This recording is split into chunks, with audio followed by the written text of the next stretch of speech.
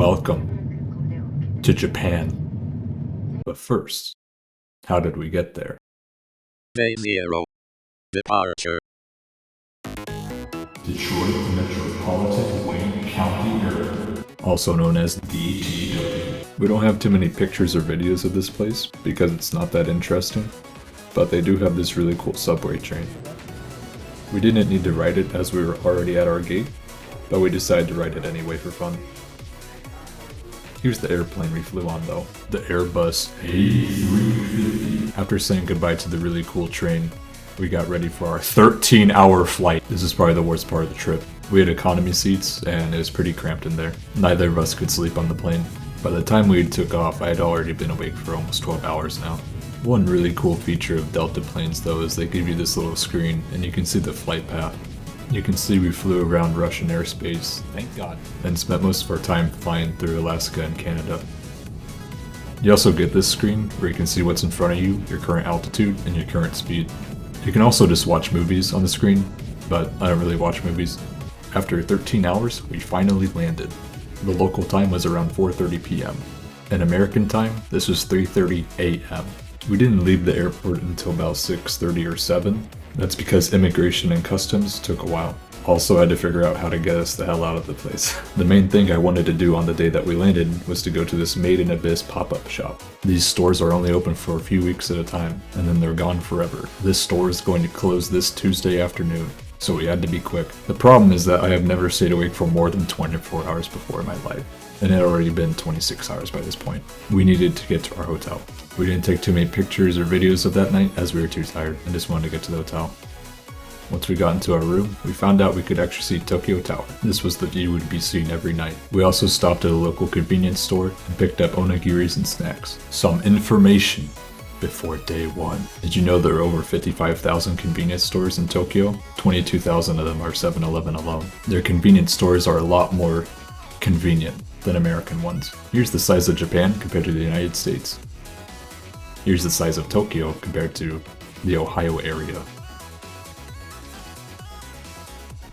Tokyo is the world's most populous city, with around 37 million people. It's followed by Delhi and Shanghai. America's most populous city is New York City, with around 19 million people. Also, these numbers are probably outdated because they're from 2018.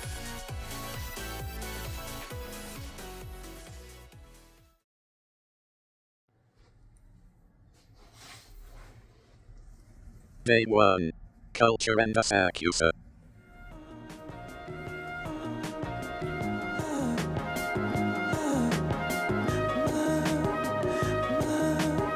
It was 7 o'clock on the first day, and we needed some food. Pretty much nothing was open at this time, except this cute little breakfast place. What's cool about this place is you have to scan a QR code and order from an online menu. This was our first true taste of the city. Our first stop was Nakimise Dori Street. This is where the Sensoji Temple is at, which is the oldest temple in Japan. This is one of the most popular tourist attractions. There are many gates and shrines hidden around this place. There's no photography allowed in the main temple, but you are allowed to participate in the ritual. It involves drinking water and bowing or something, I don't know. This place isn't too far from the Tokyo Skytree, so you can see it in some spots. We'll be visiting this place later. Cool. Check out this bird collecting coat hangers for a nest. Here's Will using a vending machine for the first time. Fun fact. There are about 4 million vending machines in Japan. There's roughly 1 vending machine for every 23 people in the country. Low crime rates allow companies to operate standalone machines across Japan without fearing vandalism or robbery. Vending machines don't just dispense drinks and snacks, but they can also dispense full hot ready meals, such as soups or meats like this vending machine we found. Our next stop was the Samurai Ninja Museum. We had a bit of time before our scheduled time slot, so we decided to walk around for a bit. At this museum, they have real weapons and armors. We also got to throw some ninja stars. For the best throwers, there's a ninja star throwing competition, and I was entered into it. I did not win the competition though. We paid a little bit extra money so we could be taught how to become real samurais and ninjas. Our sensei was a real samurai, with a long history of samurais and ninjas. He owns 23 real swords, and his oldest is a hand-me-down from over 250 years ago. Our next stop was Yokozuna Tonkatsu, also known as Sumo Lunch. We had a little bit of time before lunch, so we decided to go shopping. I bought a lot of clothes here. To get to the lunch, we had to walk a bit and take the subway. The wrestlers who were there were retired, and they showed us some strategies and techniques.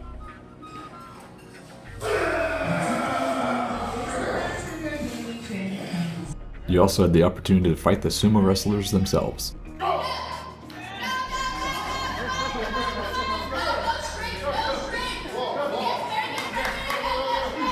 I'll let this video speak for itself.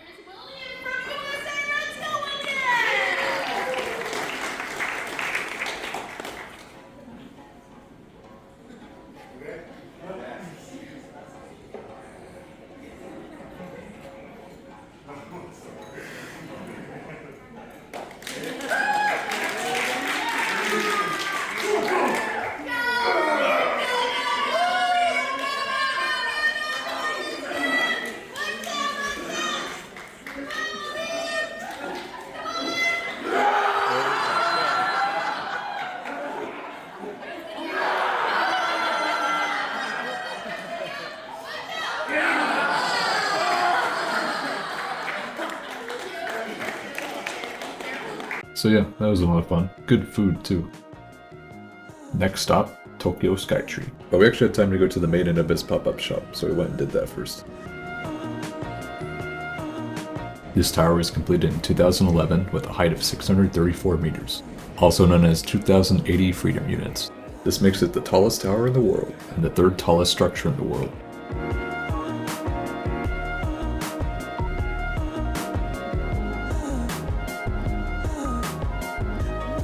Here's the view from a tower on a clear day.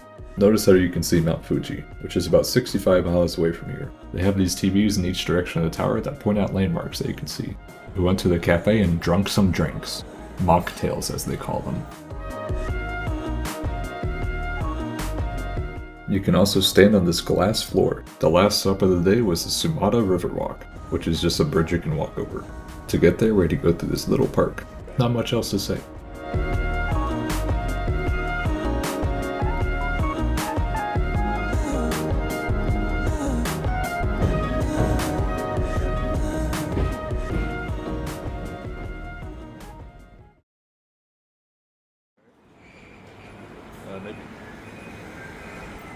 Day 2. Museum and Akihabara. Our first stop is the Tokyo National Museum, located in Unio Park. It's actually not too far from the Sensoji Temple and the Tokyo Skytree. The park itself is gigantic. It has its own zoo and a lot of temples and torii gates in it. We honestly spent more time at the museum than we thought we would. We do have over 100 photos of the museum, but I'm not going to show all them here. They have this area in the museum where you can view other artifacts from other museums in the country. You can also view a 3D scan of every single item in the museum. For lunch, we went to one of their restaurants there. I got this big meal of pure Japanese food. Next up was the Imperial Palace East National Gardens. The Emperor lives in the Imperial Palace, but you need a scheduled tour to see that. To get there, we had to walk from Tokyo Station. This is the busiest train station in all of Japan, with nearly 4,000 trains arriving and departing daily. It sees more than 500,000 people every day. These gardens are essentially a giant park, surrounded by moats and giant castle walls. There are a number of inclines within the park, which makes it a little bit difficult to travel if your legs are tired. What I like most about these parks is that even though they're within the most populous city in the world, they're really quiet and peaceful. Our next stop was the most important of the entire trip.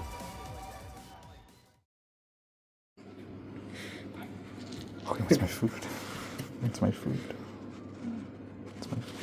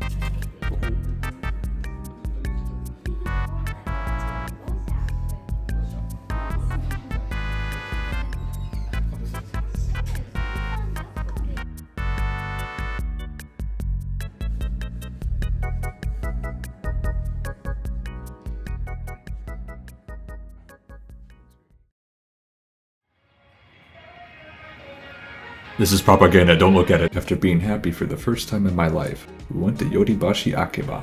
This is a world-renowned electronics store. For a tech guy like me, it's a dream come true. It features 9 floors of electronic goods and hardware, although the 8th floor is for cafes and restaurants, and the 9th floor is for batting cages for baseball.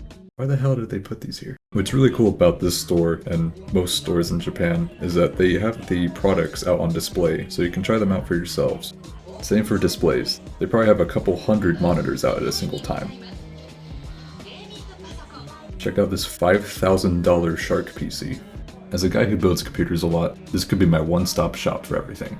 They also have their own theme song that plays constantly throughout the entire store.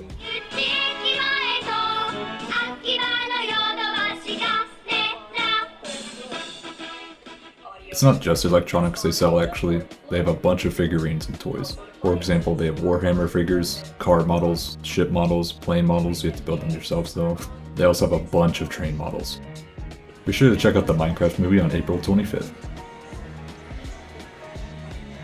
I like how they have this one full desktop computer here that you can just try out before you buy it. There's also a Nintendo store in here full of merchandise I had no idea existed for the games I like. Check out this dweeb. There's also a Lego store in here. There's a few places in the store dedicated to household appliances. You can buy pretty much any appliance you can think of, including washers and dryers for clothing.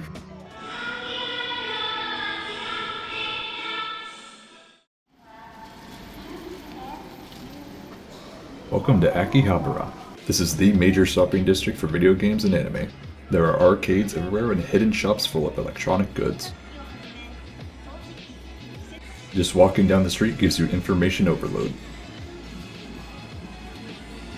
We went into the most famous arcade of them all, Gigo, which used to be a Sega branded arcade.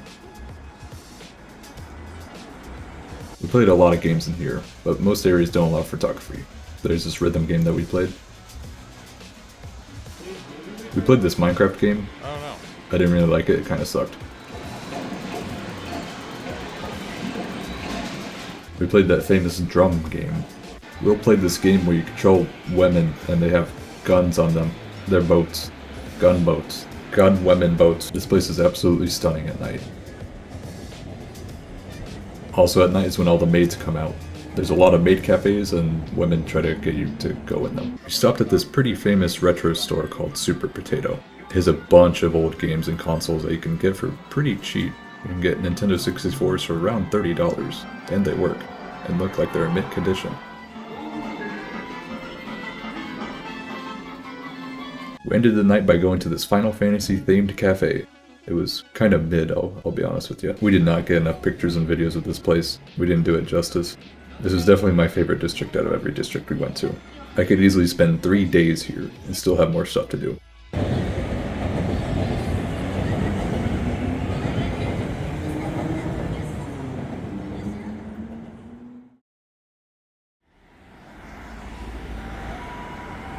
Day 3. Mount Fuji and Ikebukuro. To get the Mount Fuji, we had to meet up at the Robert Indiana Sculpture of Love. This is actually a world-famous sculpture. This is the first, and only, guided tour of the trip. The bus left at around 8 AM, and we met our tour guide, Tsubasa-san. He was pretty funny, and had a lot of energy for a guy who does this nearly every day. Also remember this building, because you're going to see this later. We got into one of the major highways and headed west. For most of this trip by this point, we'd been surrounded by skyscrapers, so it was nice to see these small residential buildings. Once we reached these mountains, we're finally outside the city. I gotta say, I really enjoy these small valley towns scattered around the place. Retiring here would be a bliss. After about an hour, we finally got our first glimpse of Mount Fuji. Fun fact. It is the highest mountain in Japan, with a height of 3,776 meters, or 12,389 freedom units. It is considered one of the 3 holy mountains of Japan, along with Mount Tate and Mount Haku. Mount Fuji is an active stratovolcano. The last eruption was over 300 years ago, 1707. The volcanic ash caused an agricultural decline, leading to many to die of starvation. Tsubasa-san said if the volcano were to erupt on this day, we would have a nice sleep, forever. There's also this roller coaster park right near the base of the mountain.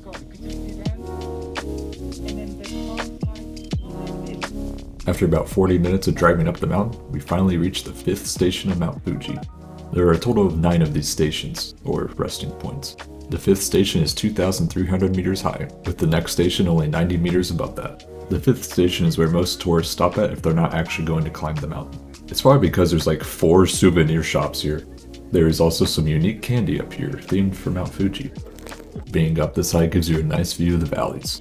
There was actually snow at the height we were at, so it was a little cold, but I'm from Michigan, so I wore a t-shirt. Because this is a guided tour, we were restrained to only 30 minutes to spend up here. We honestly didn't have enough time to go through the souvenir shops, and I would have loved to eat up here at a restaurant. The next stop was lunch, which was actually at a hotel. It did take about an hour to get there, but it was worth it. It was a buffet, and the variety of food was immense. While you eat, you get this stunning view of Mount Fuji. This hotel did provide me the ability to take one of my best photos I've ever taken in my life.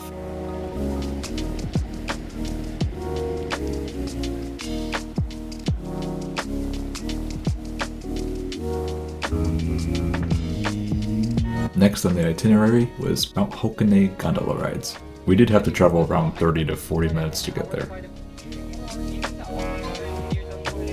The ride was very cool, as the gondolas are very smooth. There is 2 separate stations we stopped at to traverse the mountain. Boom! The gondolas take you right over these active sulfur vents. You can see some of the smoke is yellow, and same for the surrounding area. You can also see Mount Fuji up here. Near the end of the ride, we could see where our next destination was. What's interesting about these boats is that they're designed after pirate ships. They didn't design them after samurai ships or ninja ships, but pirate ships. Why the hell do they do that?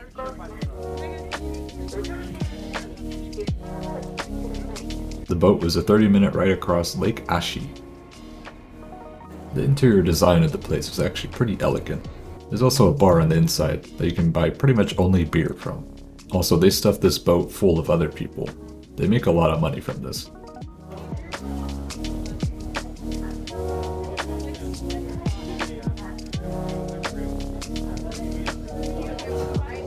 Here's a photo of our group. Getting off this boat meant this is the last of the truly guided part of the tour. The final destination was at Odawara Station.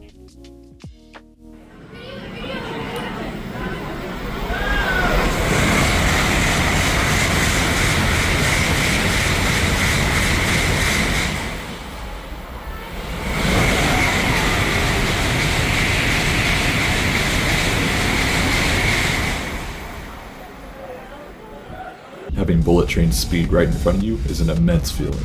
I'll never forget it. Actually, riding the bullet train is something else. There's a reason why people list riding a Japanese bullet train is on their bucket list. Also, I got a screen recording of Google Maps as we were riding the train. The top speed of the bullet train is 200 miles per hour. Now obviously the train does not go full speed in residential areas. This technology can turn your hour-and-a-half train ride to Tokyo to just 30 minutes. I got some great clips, so I'm just gonna jam out to some music.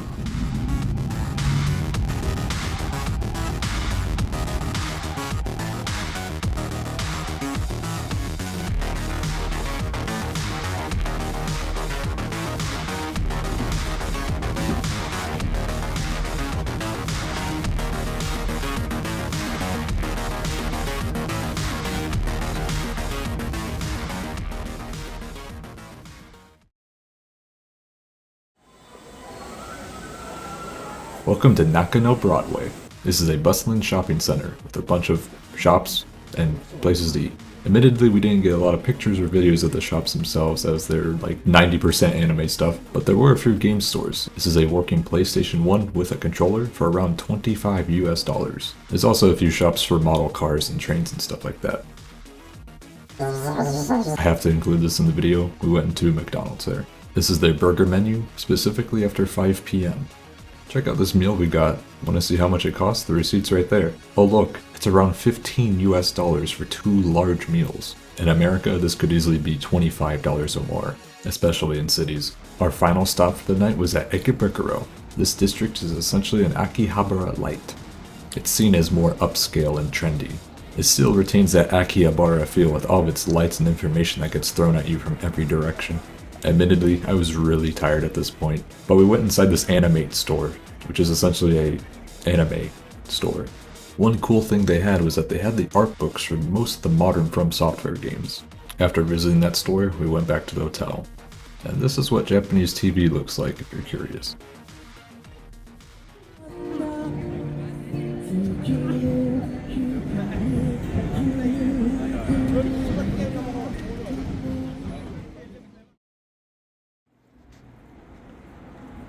Day 4.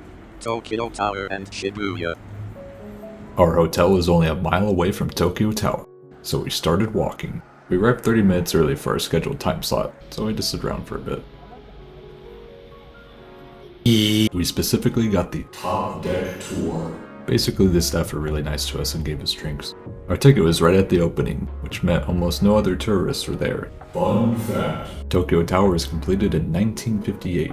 At a height of 332 meters, it was the tallest tower until the construction of the Tokyo Skytree in 2011. It held the record for 54 years. It is one of the most prominent landmarks for Japan. You've probably seen it in movies or shows before. It cost $8.4 million in 1958 money. The tower is still used for radio and television broadcasting. At the base of the tower, there's a 4-story building. Within it are museums, restaurants, and shops. We'll go there later.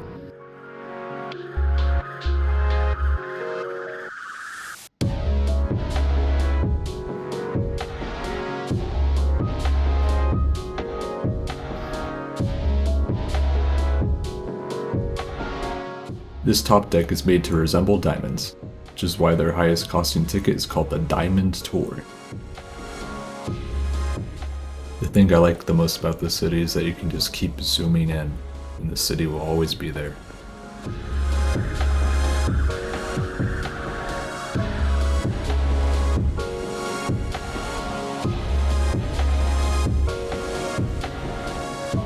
After spending nearly half an hour looking around, we headed to our next destination, which is actually just the base of the tower. Welcome to Red Tokyo Tower. This is a VR and AR entertainment center. We pretty much just played a bunch of games the whole time. You walked into it. There's this game where you have to dodge the electricity and grab the coin.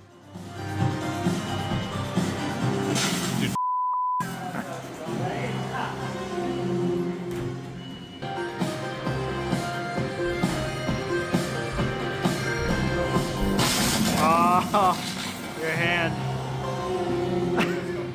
There's honestly a lot of games that we played that we didn't get pictures or videos for because we were playing them. Their bar is really cool though.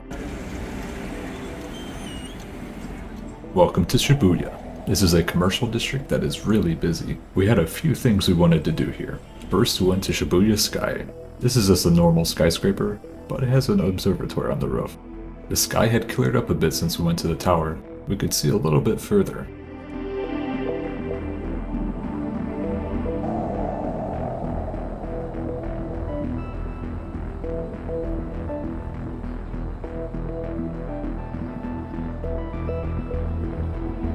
We could actually see Mount Fuji. It was actually really bright outside and it was really hard to see Mount Fuji on my phone screen, so it was hard to get pictures and videos of it.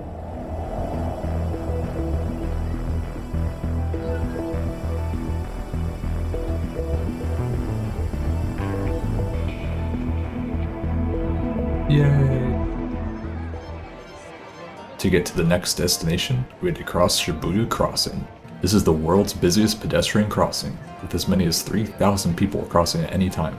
I can guarantee you've seen footage of this crossing before, as it's used in a lot of media. Here's an example perspective that you've probably seen before. Even though it's really busy, I was impressed that no one touched or grazed me.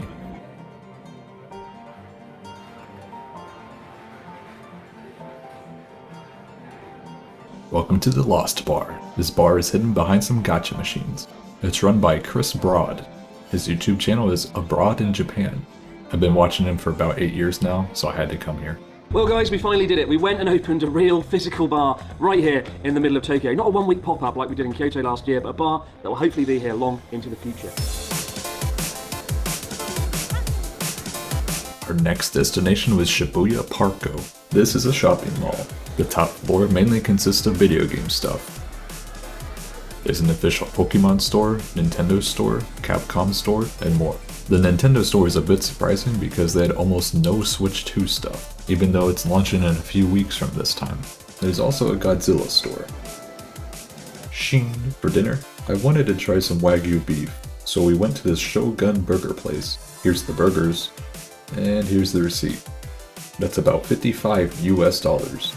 My friend Jackie says that this is actually pretty cheap for Wagyu beef, so I'm okay with the price. He specifically said, "It is ground, which helps lower the price compared to a steak cut. It is also probably real Wagyu compared to America, where it's more of a marketing term, but potentially cheaper and less quality beef with added fat, specifically the ground." A game loaded, so I got distracted. Our next destination was Team Labs Borderless. This is an art museum with a mix of technology. The exhibits react to people, meaning sometimes if you touch a wall, the art will react. Exhibits also change over time, meaning if you leave and come back to an exhibit, it may look a little different. There are some elements that flow between each exhibit, such as these doves. This is partly why it's called Borderless. Another reason is because there is no map for this place. You're free to wander, and encouraged to come back to exhibits you've already visited before.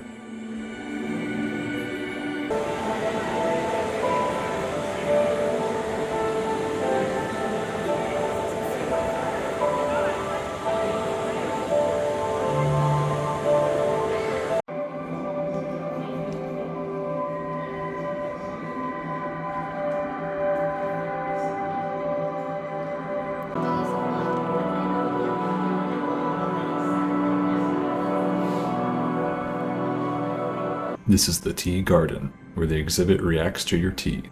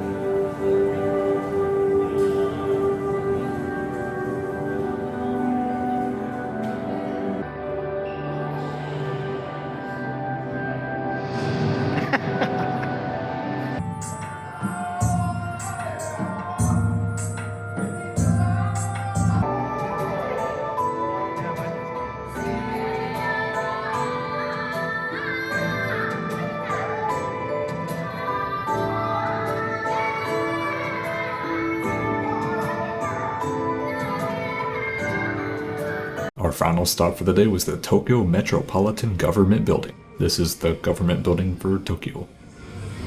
Miku. What's cool about it though is they put on light shows every night on the side of the building. And yeah, they had Miku on it. And Pac-Man.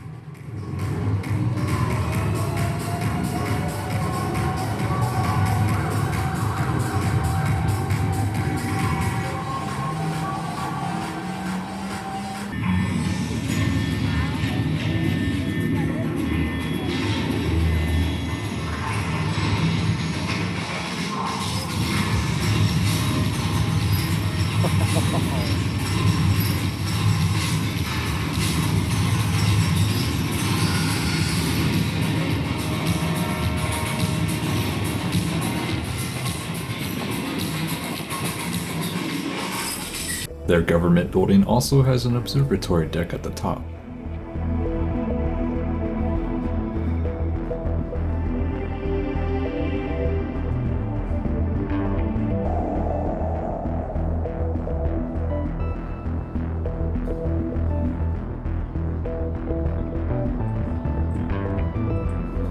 There's also a gift shop and a cafe up here.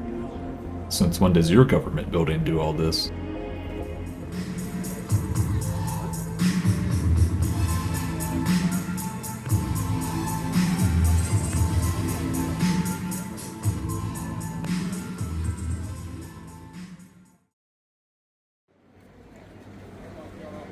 Day 5. Tsukiji, Ginza, and Odaiba. Welcome to the Tsukiji Outer Market. This is essentially a giant street market with a bunch of fish. It It's extremely popular in the morning, with every street being full of people. For some local stores in the area, this is where they come and buy their fish from in the morning. For breakfast, we found this cute hideaway dining area and ate here.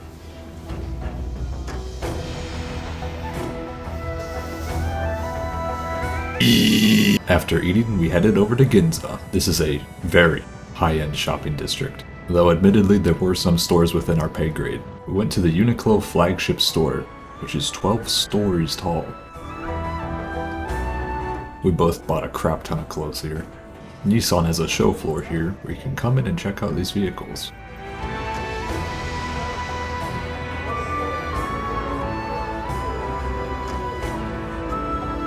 We went over to this shopping mall called Ginza 6. Everything in here is very expensive. What's nice though is they have a garden on the roof. You can buy food from the restaurants and cafes from below and come up here and eat it.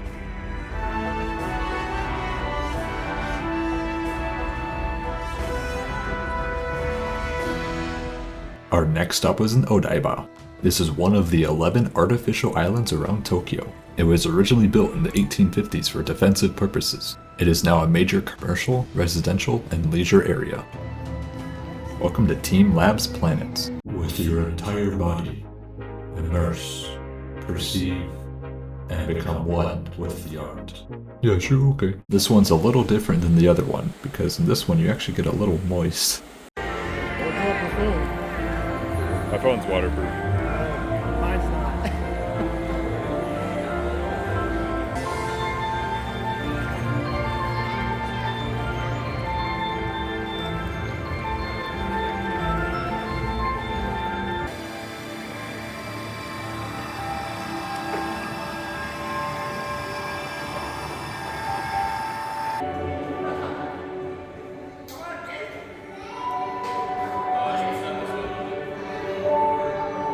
There's also ones where you have to jump around and do some balancing.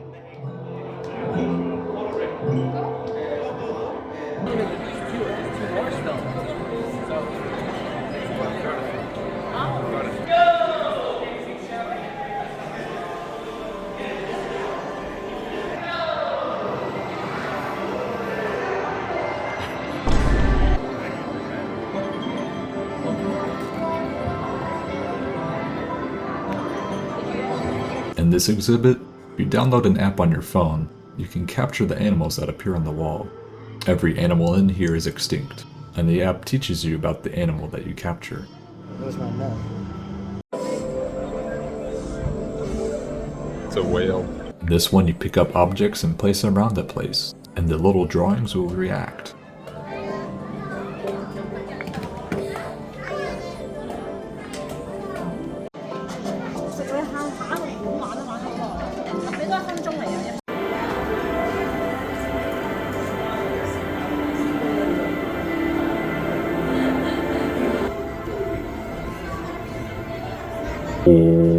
Our final stop was Diver City Tokyo Plaza. This is an 8-floor shopping mall with a bunch of shops. To get there, we actually rode an above-ground monorail train. There weren't too many opportunities we got to ride above ground, so this was nice to see. Right beside the plaza is the Fuji Television Network building. This building is famous because it looks cool and it's headquartered for the Fuji TV network. This place is most famous for having a life-size Gundam statue outside. During the night, it has a few light shows on it. Oh yeah, there's a giant food court on the first floor, so this is where we ate.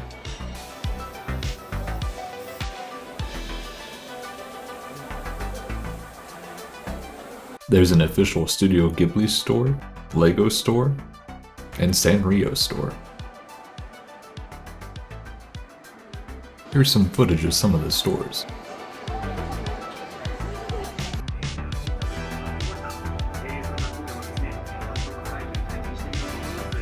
They also have this giant arcade on the inside.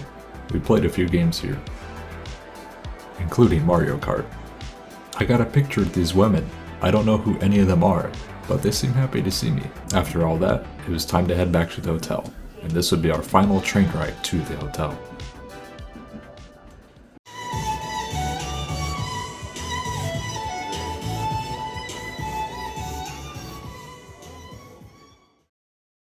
Day 6.